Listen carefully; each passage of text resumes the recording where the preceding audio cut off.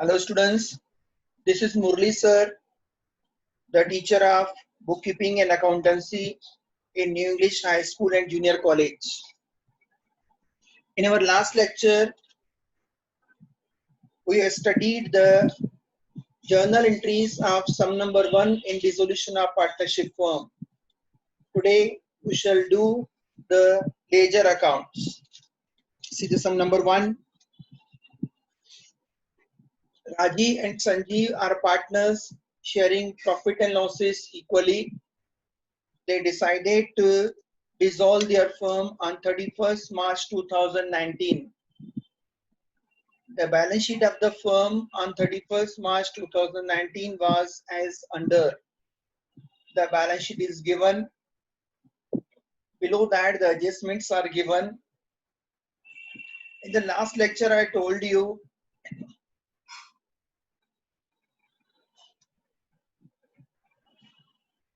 the journal entries. Explained the journal entries. But today we shall do the ledger accounts. First of all, we shall see the balance sheet. In the balance sheet, on the asset side, the assets are building 20,000, furniture 6,000, debtors 18,000, stock 20,000, bills receivable 2,000, and cash 6,000. On the liability side, reserve fund 8,000, creditors 12,800, bills payable 7,200, capitals of partners Rajiv 20,000 and Sanjeev 24,000. तो आज हम laser करेंगे. तो laser में सबसे पहले क्या होगा, जो हमने जर्नल एंट्रीज की है अब उसका लेजर पोस्टिंग करना होगा. एग्जाम में दोनों साथ में नहीं आते हैं, जर्नल और लेजर दोनों साथ में नहीं आएंगे. या तो आपको बोलेगा जर्नल एंट्री पास करने को या तो बोलेगा लेजर ड्रॉ करने को. ये सम नंबर 1 है, इसलिए हम दोनों बातें एक ही सम में कवर कर रहे हैं, journal as well as ledger. तो हमने लास्ट लेक्चर में जर्नल किया था. अब देखेंगे कि इसके अकाउंट्स कैसे बनेंगे. तो सबसे पहले क्या होगा, जो हमने फर्स्ट एंट्री पास किया था. आप देखो फर्स्ट एंट्री क्या है. फर्स्ट एंट्री जो है उसमें हम पहले क्या करते हैं, बैलेंस शीट को हमें ट्रांसफर करना होगा. हमको सबसे पहले अकाउंट्स देख लेते हैं, कौन कौन से अकाउंट बनेंगे. पहला अकाउंट बनेगा रियलाइजेशन अकाउंट.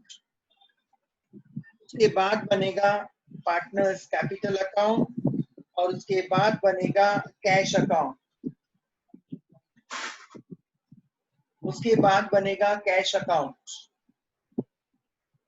तो जब ये अकाउंट्स बनते हैं तो पहले हम क्या करते हैं, पहले हम ट्रांसफर करेंगे पूरे बैलेंस शीट को. और आपको पता है एसेट्स क्या होती है, एसेट्स को हमेशा डेबिट इफेक्ट होता है. तो जितनी भी एसेट्स हैं उसको डेबिट साइड लिखा जाएगा और जितनी भी लायबिलिटीज होगी उसको क्रेडिट इफेक्ट देंगे. तो पहले हम एसेट्स ट्रांसफर करेंगे. एसेट्स और लायबिलिटीज दोनों को हमें ट्रांसफर करना होगा रियलाइजेशन अकाउंट में. तो हम देख लेते हैं एसेट्स क्या है और लायबिलिटीज कौन सी है. तो आते हैं हम यहाँ पर.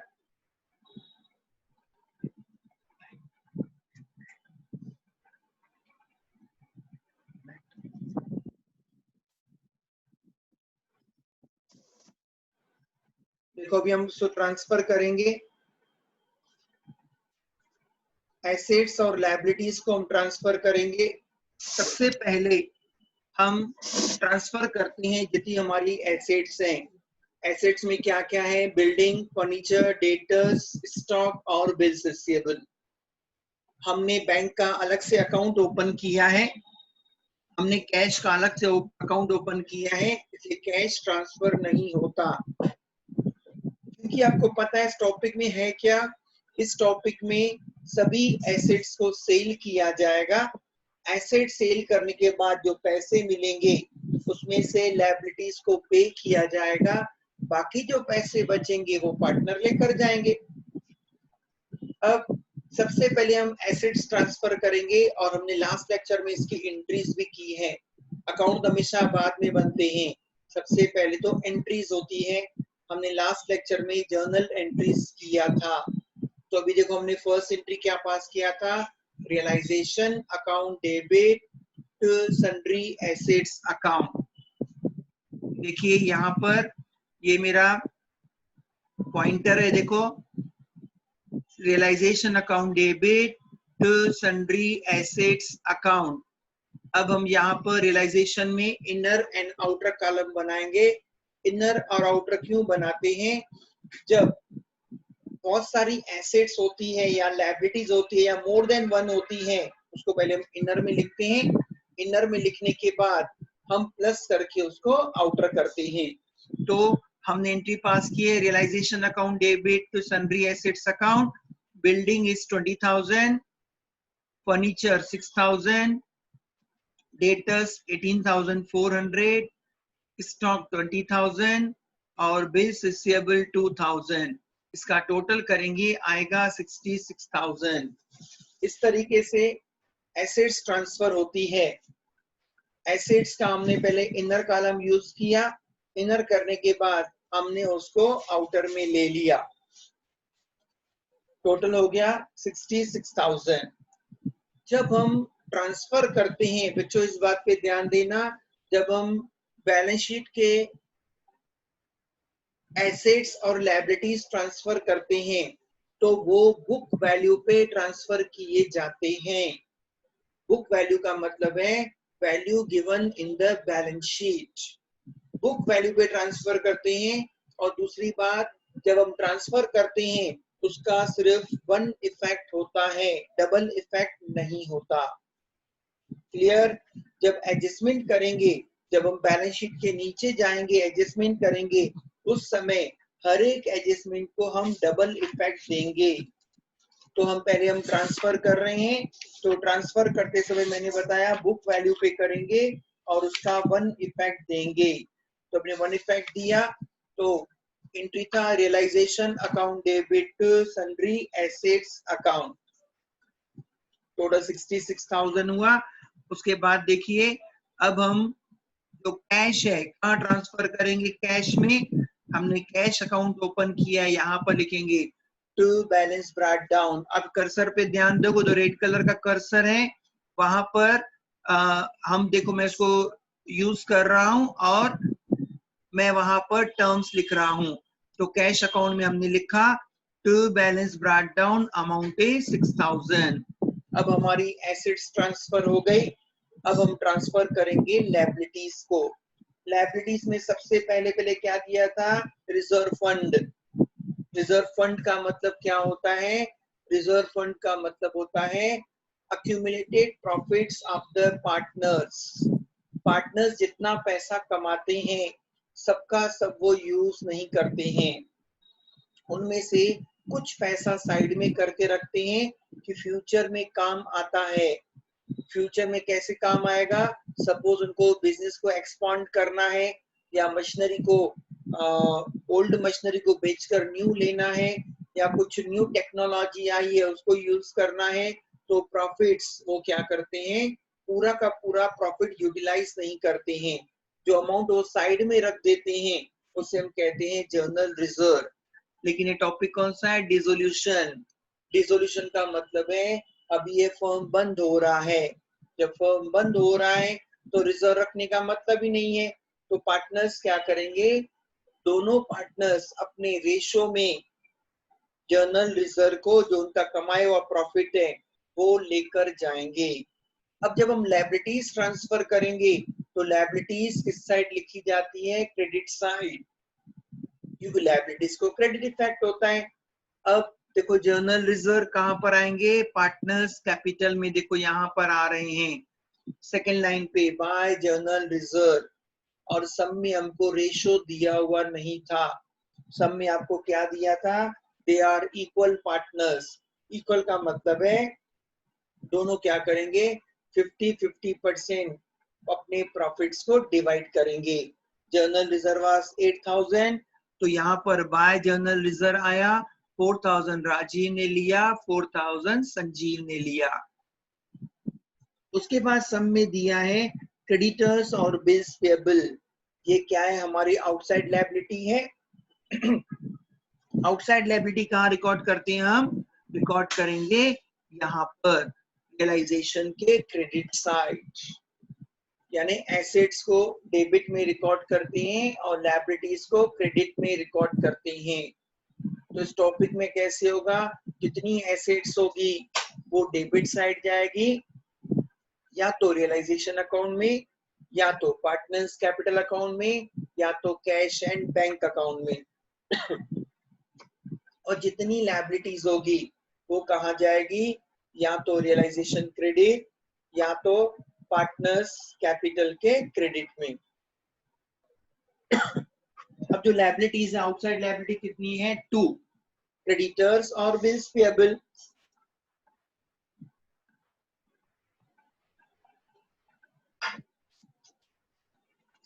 हमने क्रेडिट साइड लिखा bye sundry liabilities account more than one liability है इसे इनर कॉलम का यूज होगा। हमने लिखा creditors 12,800 bills payable 7,200 total is 20,000। मैं फिर बता दूं इनर कॉलम का यूज कब करते हैं जब हमारी एसेट्स या लायबिलिटीज मोर देन वन होती है उस समय हम क्या करते हैं इनर कॉलम का यूज करते हैं। टोटल हो गया 20,000। अब बाकी देखेंगे लायबिलिटी क्या ये कौन सी लायबिलिटी है आउटसाइड लायबिलिटी। आउटसाइड लायबिलिटी का मतलब होता है इन लायबिलिटीज को पे करना होगा इन लायबिलिटीज को पैसे देने होंगे। तो ये हमारी एसेट्स थी। अब सब में क्या होगा एसेट्स से इसको बेचा जाएगा इस एसेट्स को सेल करेंगे जो पैसे आएंगे इन लायबिलिटीज को पे करेंगे यही टॉपिक है। तो 20,000 हमारी लायबिलिटीज पे करनी है और देखते हैं लायबिलिटी क्या है partners capitals Rajeev and Sanjeev 20,000 and 24,000। ये हम यहाँ ट्रांसफर नहीं करेंगे क्योंकि जो हम अकाउंट ओपन करते हैं उसको अकाउंट में ही ट्रांसफर किया जाता है। देखो ये पार्टनर्स कैपिटल हमने लिख दिया by balance brought down Rajeev में 20,000 और संजीव में 24,000। इस तरह हमारी पूरी बैलेंस शीट ट्रांसफर हो गई। एसेट्स को हमने डेबिट साइड लिखा लायबिलिटीज को हमने क्रेडिट साइड लिखा और वो भी किस पर बुक वैल्यू पर और वो भी हमारे कौन सी बैलेंस शीट वैल्यू पे जिसको हम बुक वैल्यू बोलते हैं। अब ये करने के बाद अभी हम करेंगे एडजस्टमेंट और जब एडजस्टमेंट स्टार्ट होगी उस समय क्या होगा एडजस्टमेंट का मतलब क्या होता है डबल इफेक्ट। अब हम डबल इफेक्ट देना चालू करेंगे तो देखते हैं एडजस्टमेंट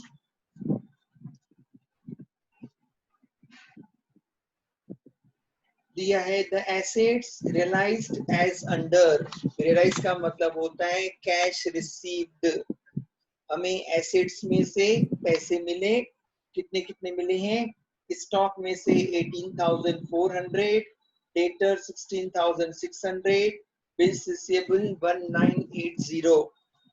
मैंने उस दिन भी आपको बताया था एसेट्स के लिए दो ही बातें होगी या तो वो मार्केट में सेल होगी वहां से पैसे मिलेंगे या तो कोई पार्टनर उस एसेट्स को लेकर जाएगा और बोलेगा मेरे हिसाब में आप मेरा अमाउंट वहां पर कट करो।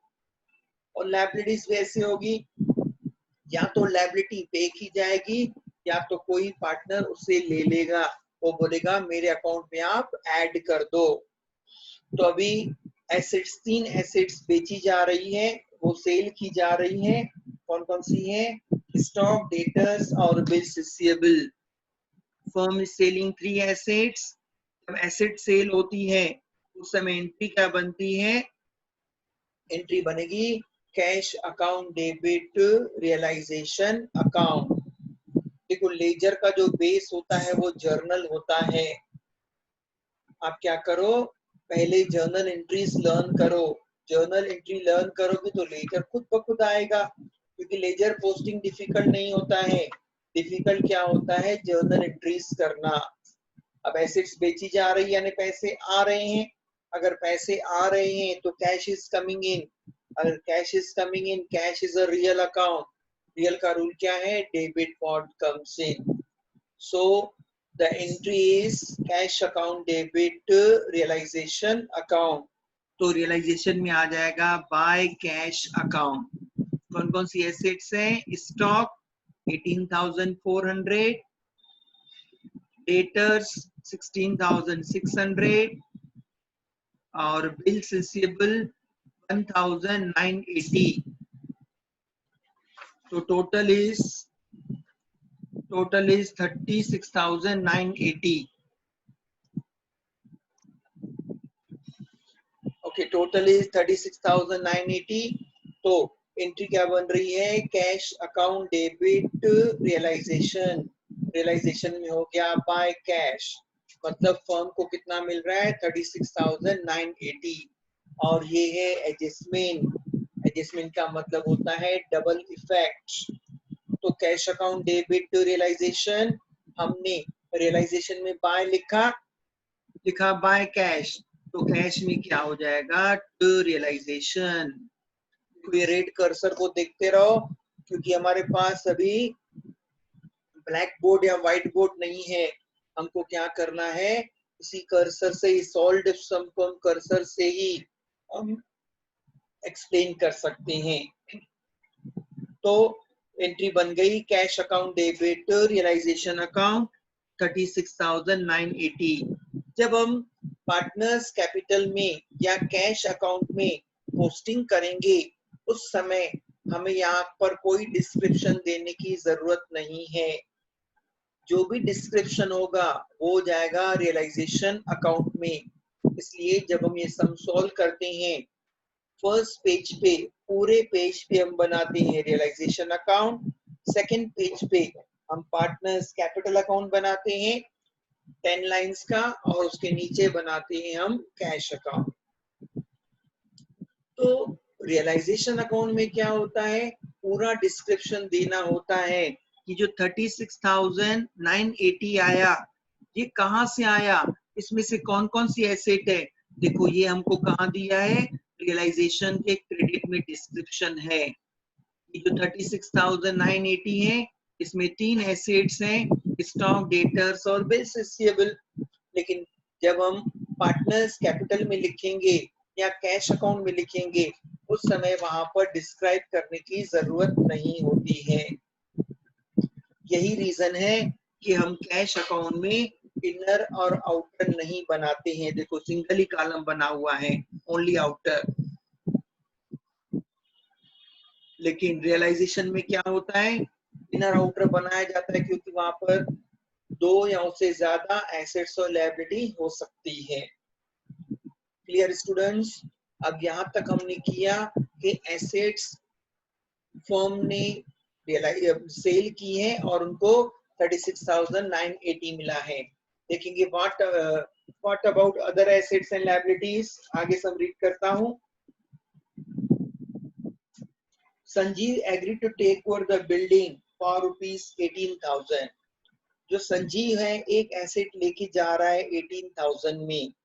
मैंने बताया था एसेट्स हो या लायबिलिटीज हो, सिर्फ 2 बातें हो सकती हैं, या तो एसेट्स मार्केट में बेची जाएगी या तो पार्टनर लेगा। अब 3 एसेट्स को बेच दिया गया था, स्टॉक, डेटर्स, बिल्स रिसीवेबल को, लेकिन जो बिल्डिंग है वो संजीव बोलता है मैं लेकर जाऊंगा, मेरे हिसाब में आप उसको लिख दो। अब संजीव ले रहा है तो एंट्री क्या बनेगी, Sanjeev capital account debit realisation account. तो रियलाइजेशन में क्या आएगा, यहाँ पर रियलाइजेशन में आएगा बाय संजीव कैपिटल, ब्रैकेट में लिखा है building taken, amount is 18,000। Direct outer column इसलिए क्योंकि एक ही अमाउंट है। अगर मोर देन वन अमाउंट होता है उस समय हम क्या करते हैं, उस समय हमें इनर कॉलम का यूज करना होता है। तो लिखा हमने बाय संजीव कैपिटल अकाउंट 18,000 और ब्रैकेट में लिखा बिल्डिंग टेकन अमाउंट इज 18,000। अब इसका सेकंड इफेक्ट होगा क्योंकि एडजस्टमेंट है। अब सेकंड इफेक्ट कहाँ जाएगा स्टूडेंट्स, अगर हमने रियलाइजेशन में बाय संजीव कैपिटल लिखा तो सेकंड इफेक्ट जाएगा संजीव कैपिटल में, ये आ गया यहाँ पर टू रियलाइजेशन अकाउंट। देखो मैं ध्यान दो कर्सर के ऊपर ही, वहीं से हम समझ सकते हैं क्योंकि सम सॉल्व किया हुआ है, कर्सर से हम समझ सकते हैं। और जब ये सम स्टार्ट किया जाता है अपने साथ आप क्या करो, रजिस्टर लो, स्केल वगैरह लेकर कॉलम भी साथ में ड्रॉ करो और मेरे साथ करते जाओ, क्योंकि सम तो मैं आपको YouTube पे आपको जो मिलेगा वो कंप्लीट सम मिलेगा, लेकिन अगर आप रजिस्टर स्केल पेंसिल लेकर कॉलम ड्रॉ करके करोगे जिसमें बोलते जा रहा हूँ आपको ज्यादा समझ में आएगा। तो हमने लिखा टू रियलाइजेशन अकाउंट, संजीव के कॉलम में आ गया 18,000। मैंने बताया एडजस्टमेंट का मतलब डबल इफेक्ट होता है, एडजस्टमेंट को दो इफेक्ट होता है और हमेशा एक डेबिट होता है और एक क्रेडिट होता है। हमारा जो बुक कीपिंग क्या है, double entry system of book keeping, where one account is debited, another account is credited। अगर एक बाय हुआ तो दूसरा टू होगा। ओके देखते हैं आगे सम। And Rajiv agreed to take over the furniture for rupees 5,400।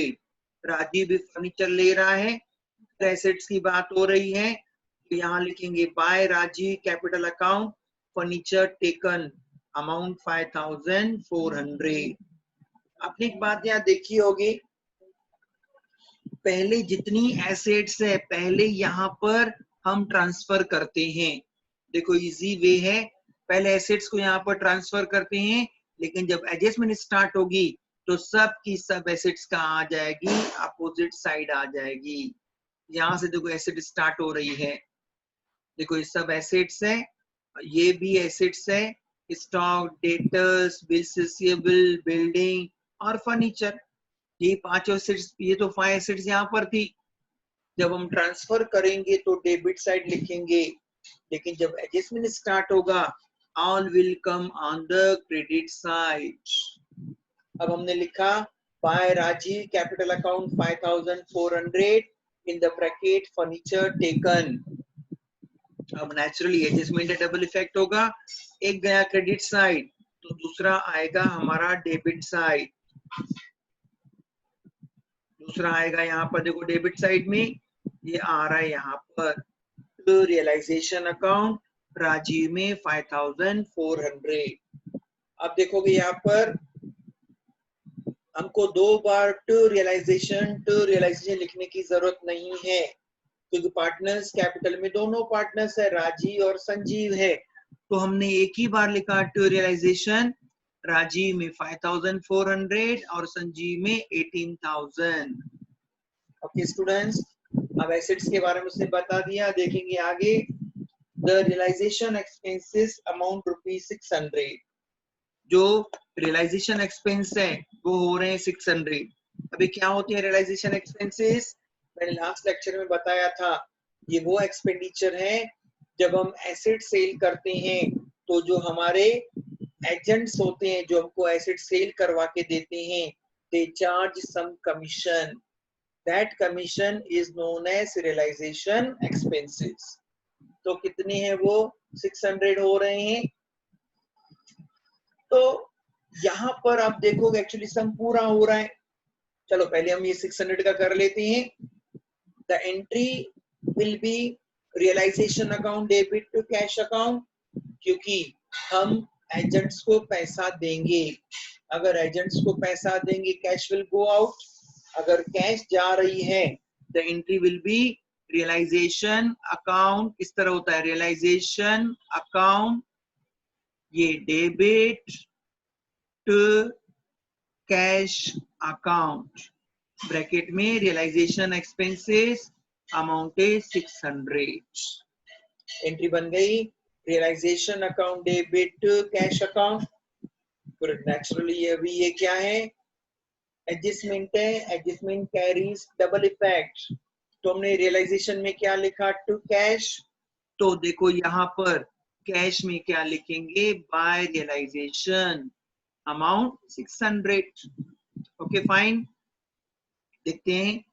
अब यहाँ पर हमारा एक्चुअली सम पूरा हो रहा है। लास्ट में क्या दिया है, pass necessary journal entries and write up the realization account and partners capital account.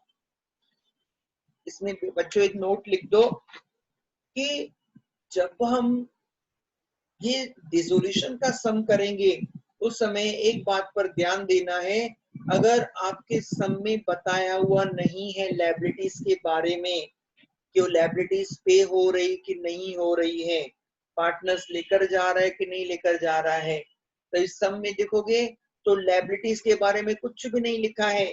अगर nothing is mention in the sum, उस समय हम क्या करेंगे, we had to pay those liabilities. We assume that firm is paying the liabilities. क्योंकि जो outside liability है वो तो इंतजार कर रहे हैं कब फर्म के पास पैसा आए और हम लेने जाएं। यहाँ पर सम में लायबिलिटीज के बारे में कुछ भी बोला हुआ नहीं है, तो हम ये अज्यूम करेंगे कि फर्म ने उन लायबिलिटीज को पे किया है, कौन सी वैल्यू पे, at book value. Book value पे उनको पेमेंट किया गया है, क्योंकि नेचुरली है जो आउटसाइडर लायबिलिटी है, जो कौन सी लायबिलिटी हमारे पास थी, there were two liabilities, creditors and bills payable.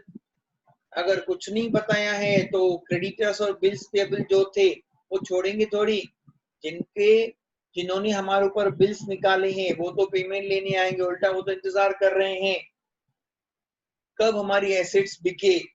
जैसे ही एसेट सेल होगी तो वो फटाफट आएंगे और अपना पैसा लेकर जाएंगे। अगर सम में कुछ भी नहीं दिया है तो हम उनको क्या करेंगे, बुक वैल्यू पे पेमेंट करेंगे। ये देखो वही अमाउंट है 20,000, ये यहाँ पर आ रहा है। देखिए अगर हम पेमेंट करेंगे एंट्री क्या बनेगा, realization account debit cash account, ये वाला। उसमें क्रेडिटर्स 12,800 बुक वैल्यू और bills payable amount, bills payable का अमाउंट है 7,200, टोटल आउटर हो जाएगा 20,000। तो ये तो बोलो सर सम में दिया हुआ ही नहीं है, तो मैं वही बता रहा हूँ, अगर आउटसाइड लायबिलिटी के बारे में कुछ नहीं बोला है सम में, we assume that the firm will pay that liabilities। जितनी भी लायबिलिटी होगी, 1 होगी, 2 होगी, 3 होगी, नहीं बताया है तो उसे फर्म पे करेगा। स्टूडेंट यही मिस्टेक करते हैं जब हम सम करने जाते हैं एग्जाम में, तो यही प्रॉब्लम होता है, हम फास्ट करते जाते हैं, एडजस्टमेंट करके हम क्लोज करना चालू करते हैं। लेकिन इसमें आपको इस बात का ध्यान देना होगा, अगर nothing is mentioned about the payment of any liability, we assume that firm is paying those liabilities। Okay students, तो नोट डाउन कर लो, नोट लिख दो। If nothing is given for the payment of any liability, we assume that firm is paying those liabilities। ये note आप नीचे लिख दो। तो अभी कितना फर्म पे करेगी, वही जो हमारी दो लायबिलिटी थी, कितनी थी, 20,000 की। देखो 20,000 का पेमेंट हो रहा है। अगर नहीं कुछ बोला है तो हम क्या करेंगे, बुक वैल्यू पे उनको पेमेंट करेंगे। The entry will be realization account debit to cash account. हमने रियलाइजेशन के डेबिट में क्या लिखा, टू कैश लिखा। रियलाइज डेबिट में हमने क्या लिखा, टू कैश लिखा, अमाउंट 20,000। तो इसका सेकंड इफेक्ट कहाँ जाएगा, सेकंड इफेक्ट देखो यहाँ पर कैश के क्रेडिट में लिखा है by realization amount 20,000। Okay students, तो ये हमारा लायबिलिटी भी पे हो गया, हमने ये 0.600 का कर लिया था, अब पूरा सम हो गया है। अब हम इसे करेंगे क्लोज। क्लोज करने के लिए सबसे पहले we shall close our realization account और अकाउंट को क्लोज करने का रूल क्या होता है? रूल ये होता है कि सबसे पहले अकाउंट के दोनों साइड का टोटल करो, रफ टोटल करो, रफ टोटल करो। देखो डेबिट में कितना आ रहा है और क्रेडिट में कितना आ रहा है। डेबिट इज 86,600, जो क्रेडिट है वो थोड़ा कम आ रहा है, क्रेडिट साइड का अमाउंट थोड़ा कम है। चलो देख लेते हैं क्रेडिट साइड का टोटल कितना आ रहा है। Let me make the total of credit side.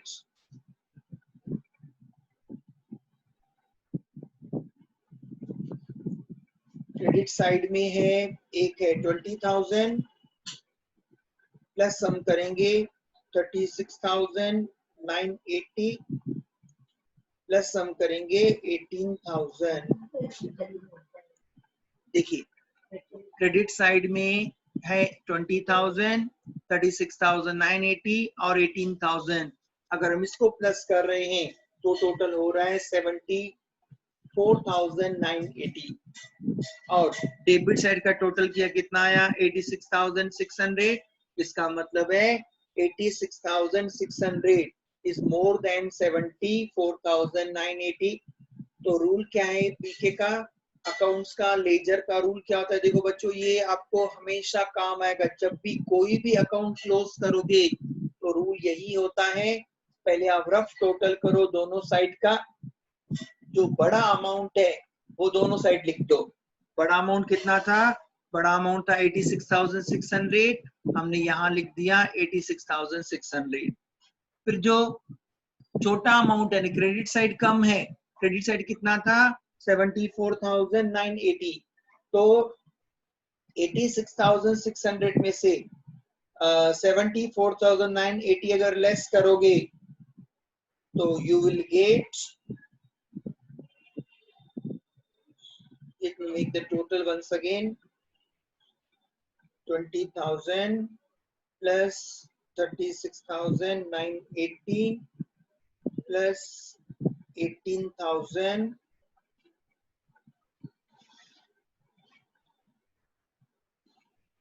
36,980 plus 18,000 plus 5,400। Okay fine. तो डेबिट साइड का है 86,600 और क्रेडिट साइड का आ रहा है 80,380, क्योंकि 5,400 हमें ऐड करना था तो 80,380 आया क्रेडिट साइड का। तो अभी बड़ा अमाउंट क्या था? 86,600। हमने ये दोनों साइड लिख दिया और हमने लेस किया 80,380 को। तो देखते हैं कितना डिफरेंस आ रहा है।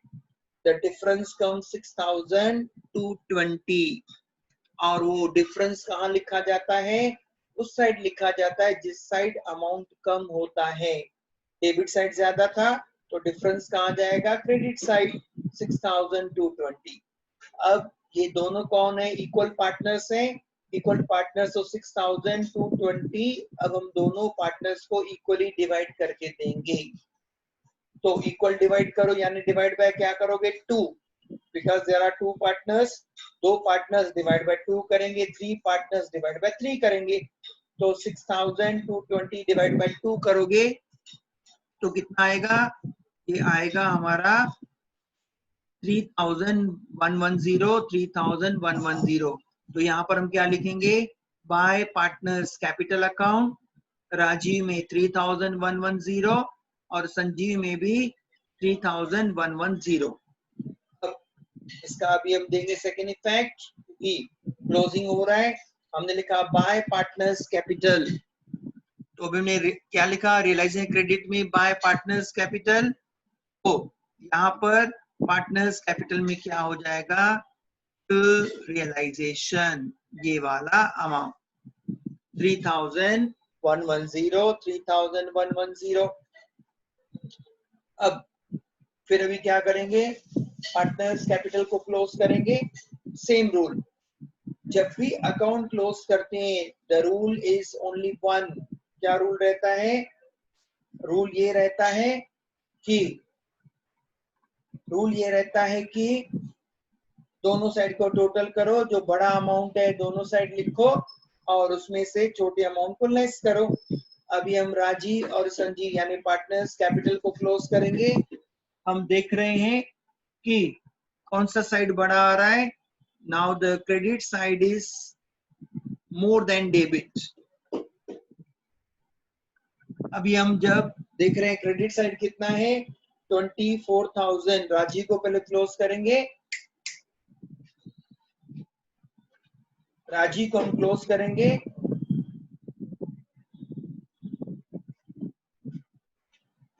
राजी को क्लोज करेंगे तो राजी का कितना आ रहा है 24,000 क्रेडिट। और देखते हैं अभी हम डेबिट साइड कितना है। मैं देखता हूँ डेबिट साइड का कितना है। डेबिट साइड है 5,400 प्लस 3,110 यानी कितना हुआ 8,510। फिर वही रूल कि दोनों साइड पहले टोटल रफ टोटल किया जाता है।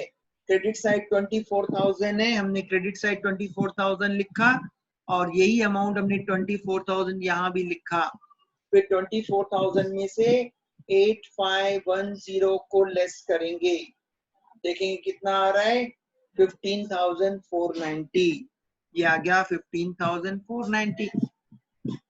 ओके स्टूडेंट्स, हमेशा यही रूल रहता है, ध्यान देना। जब भी कोई भी अकाउंट क्लोज किया जाता है पहले दोनों साइड का रफ टोटल करो। अभी हमने पहले किसको क्लोज किया राजीव को। In the same way we shall close Sanjeev account. वो भी सेम रूल रहेगा, दोनों साइड का पहले टोटल करेंगे, रफ टोटल करेंगे, देखेंगे बड़ा अमाउंट कौन सा है। अब हम पहले संजीव का कर रहे हैं। संजीव का क्रेडिट साइड देखो आ रहा है 24 प्लस 4 यानी 28।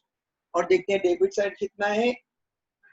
डेबिट साइड इज 18,000 प्लस 3,110 यानी टोटल है 21,110। तो अभी बड़ा अमाउंट कौन सा हुआ 28,000। ये 28,000 हमने यहाँ भी लिखा, ये 28,000 हमने यहाँ भी लिखा। अब 21,110 को लेस करेंगे, we shall get 6,890। अब ये कहाँ ट्रांसफर होगा नेक्स्ट अकाउंट में। इसे हमने यहाँ पर क्या लिख दिया टू कैश अकाउंट। यानी एंट्री क्या बनेगी partners capital account debit to cash account. अब फिर इसका नेचुरली सेकंड इफेक्ट आएगा जिसमें partners capital to cash. Cash में क्या लिखेंगे बाय पार्टनर्स कैपिटल यानी by Rajeev capital 15,490 by Sanjeev capital 6,890। The total अभी हमारा कैश अकाउंट टैली होना चाहिए। कितना टैली हो रहा है 42,980। ओके स्टूडेंट्स, डेबिट में भी कैश आया 42,980, क्रेडिट में भी टोटल आया 42,980। तो हमारा कैश अकाउंट टैली हो गया। अब जब कैश अकाउंट टैली हो गया मतलब यहाँ पर सम आपका पूरा हो गया। लेकिन यहाँ पर हमने लास्ट लेक्चर में 2 एंट्री छोड़ दी थी, वो अभी हमें एंट्रीज करनी होगी। कौन सी एंट्री था, ये एक हम एंट्री करेंगे ये वाला यानी ये लॉस वाला। मैंने बताया कब होता है, कब होता है, कब होता है जब हम अकाउंट क्लोज करते हैं। ये 3110 वाला एक एंट्री करना है और हमें ये करना है सेकंड एंट्री ये वाला कैश वाला। तो देखिए अभी 2 एंट्री में दिखाता हूं आपको। ये वाला entry Rajeev capital account debit Sanjeev capital account debit realisation, ये एक एंट्री हुआ जो हमको मिलता है रियलाइजेशन अकाउंट से। सेकंड एंट्री हमको मिलता है कहां से कैश अकाउंट से। Rajeev capital account debit Sanjeev capital account debit cash account. Okay students, तो इस तरीके से हमारा ये सम है वो यहाँ पर पूरा हुआ। ये जर्नल भी 2 कर लो, लेजर भी मैंने आज करवा दिया।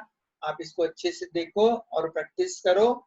लेकिन आपको अभी क्या करना होगा, आपको साथ में अपना रजिस्टर पेंसिल स्केल पेन साथ में लेकर बैठो। जैसे मैं एक्सप्लेन करता जाता हूँ वैसे आप साथ में करते जाओ। Okay students, goodbye, have a nice day, take care.